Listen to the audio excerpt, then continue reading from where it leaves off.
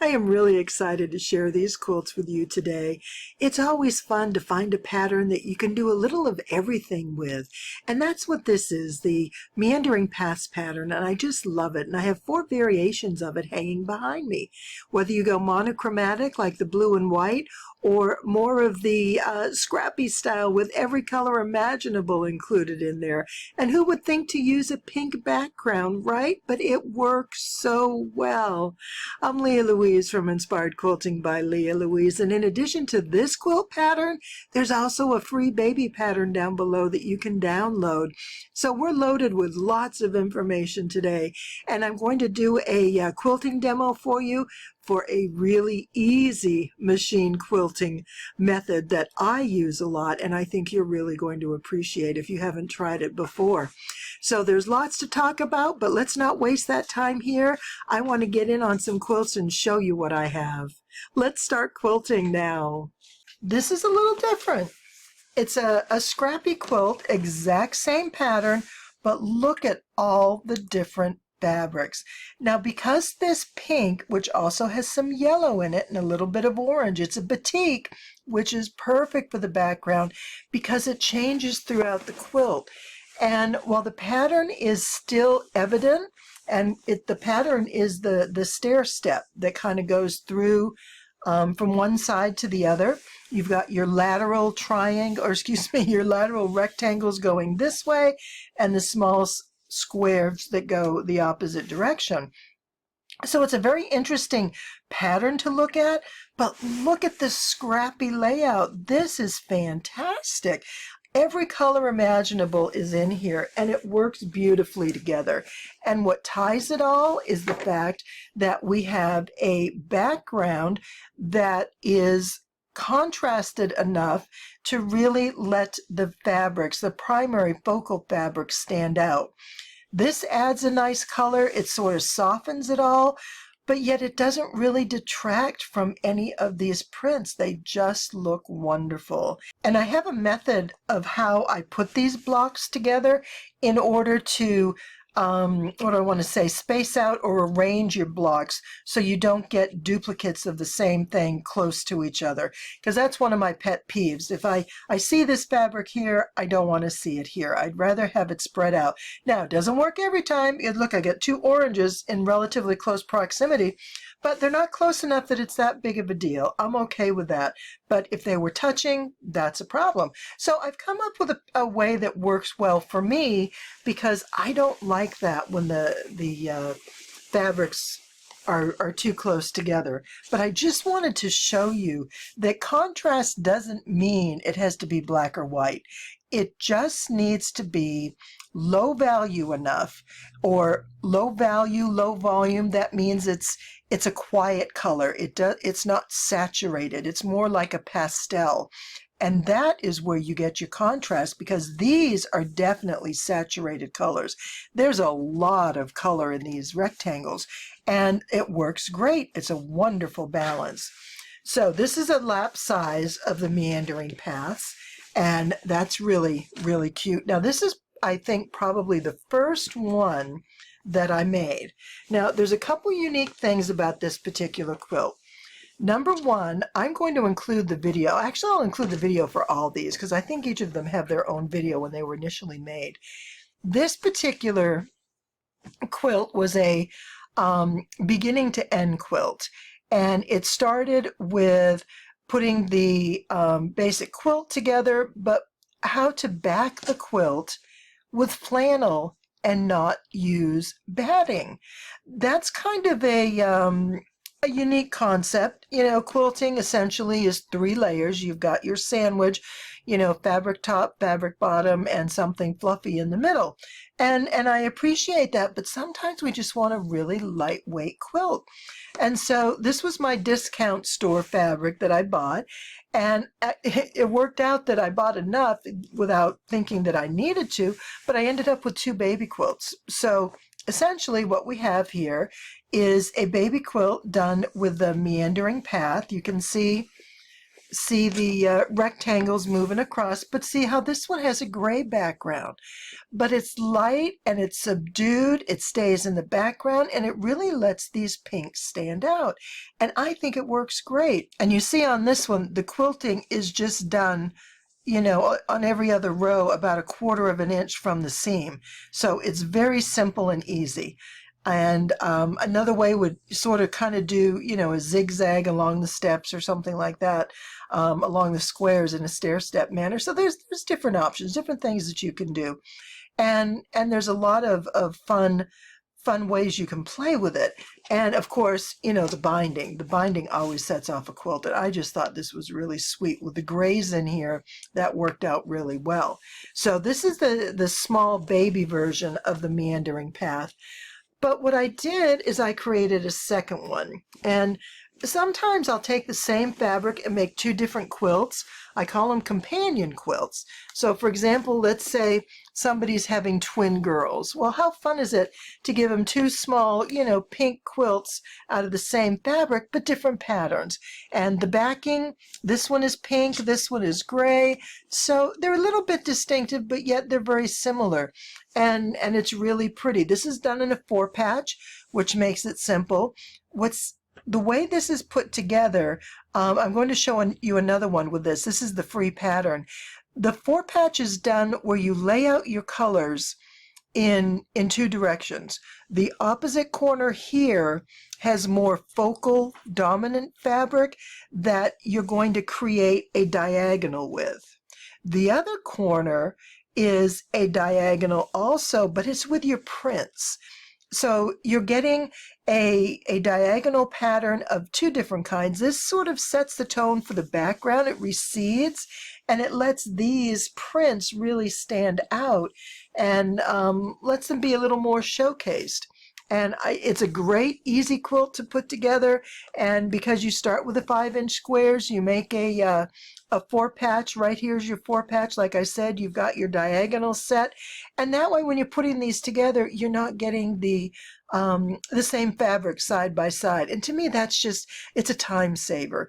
I appreciate the idea of a design wall, and I do that for larger quilts that I'm particularly specific about how I want it to lay out.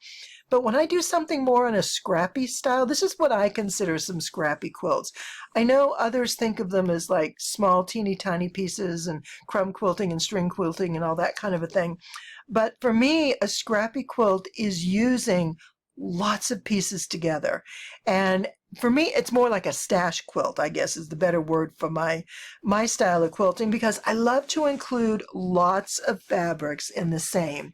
Now this, like I said, I went to the discount store and I bought, I don't know, 6 different fabrics, and I used them exclusively in these 2 quilts simply because they would match, and that's what I wanted to do. And I didn't have a lot of pink. I don't keep a lot of pink on hand.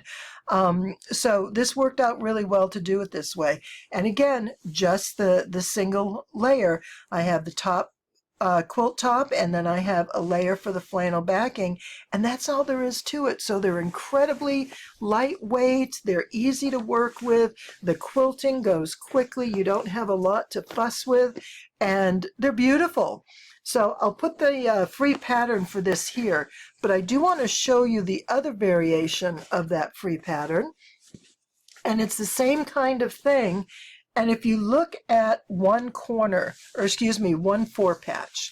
all right, if you look at this, you can see how we have, you know, the darkest purple and maybe a white, and we have some yellow and then a blue. And we have that in each of the blocks. So these colors are more or less spaced out throughout the quilt simply because of the way we put the 4-patch together. And that's one thing that's really important. And I go over this in the video for this quilt. And, you know, not everybody has to put a quilt together that way. But if you're doing something on the scrappy side and you have a lot of different fabrics. Now, I started with a collection of fabrics called the Leah collection. Of course, I had to buy it. And I bought it last year. And it took me a while to get to it because I wasn't sure what to do. And then I found some batiks that matched with it. And that's all I needed was a batik to put in with some florals. And I was gone. This quilt was going to happen. And so you can take a collection of fabrics that, maybe have 8 to a dozen specific fabrics that coordinate. Sometimes it's only 4 or 5, whatever the case may be. But you can put your own fabrics in with it. And like I say, that's what I call my stash quilting. I'll get some fabrics that I absolutely love, but I want to put more. I like more mixed in. I think it just adds so much interest. I love the color. I love the contrast.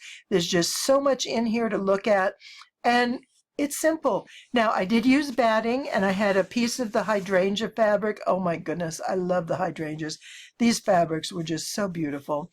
And this really nice bright blue binding, I think it works out great. So I wanted to show you that one. Now, companion quilt. Remember I talked to you about my companion quilt. So the idea with this, the other two were 2 baby quilts. This is a mom and a baby quilt. How fun to give a baby quilt to a new mom, but let her have a matching lap quilt. They're not the same pattern. Like I said, they're not exact duplicates, but they are companion quilts. They go together, and they're just a beautiful touch and such a nice gift. Now, this is the big one. This is a big lap size. And I'm going to do some demonstrations on this in just a few minutes on how I quilted it. This is all done machine quilting with a walking foot. But what's different is we actually used a wave stitch. I want to show you how great that is for quilting. It works really, really well. And the backing is pieced with some different fabrics. And I have a photo of that at the end that I'll show you, because I didn't have enough of any one piece, but that's okay.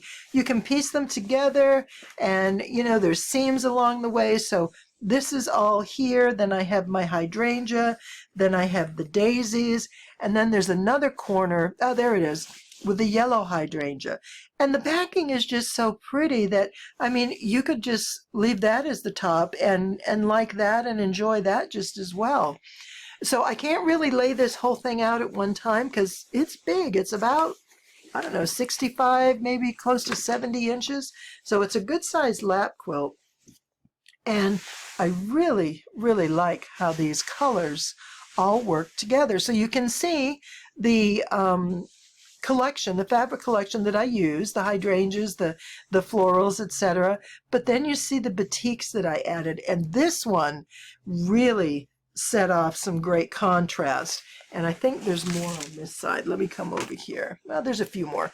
But it's not throughout, or I don't want to say, it's not heavily placed within the quilt, but just in enough places to bring that gold. And it also brings out the yellow in the florals. See how many of these have yellows in there? Plus there's this one with sort of that text background. It's sort of a beigey background, and in some places it's actually yellow. I don't know, can you see that one? Right back here. This one is the yellow. And I just think it's the prettiest collection. Look at that. Isn't that pretty? I just love these colors. And so this is what I wanted to share with you today. I'm really excited about, like I said, this pattern, which we can do so much with. We've got the companion quilt, so I've got a free pattern for you there to make the baby quilt. And now what we're going to do is go straight into the quilting. I want to show you how I quilted this, and you're going to see how quick and easy you can have a quilt finish. I'm really excited about showing this to you. So let me go ahead and get started. Now here's a quilt that I'm ready to finish up. I have it all basted. I did my spray base, which is wonderful, and see how well that sticks, and it just holds it in place, and everything is nice and secure, so I don't have to worry about that as I'm going, and more importantly, I don't have to worry about the pins. So that's why I really like the spray basting. Okay, not to mention it's quicker.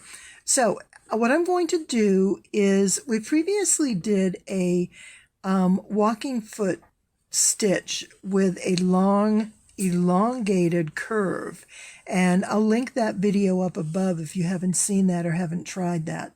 But what I want to do here is show you how to use the wave stitch on your sewing machine, and it's just simply a back and forth curved line, And what's nice is if you're going to sew along the seam, this is a great substitute for stitch in the ditch. I cannot stitch in the ditch. My needle will not go in that ditch. It'll hit one side or the other.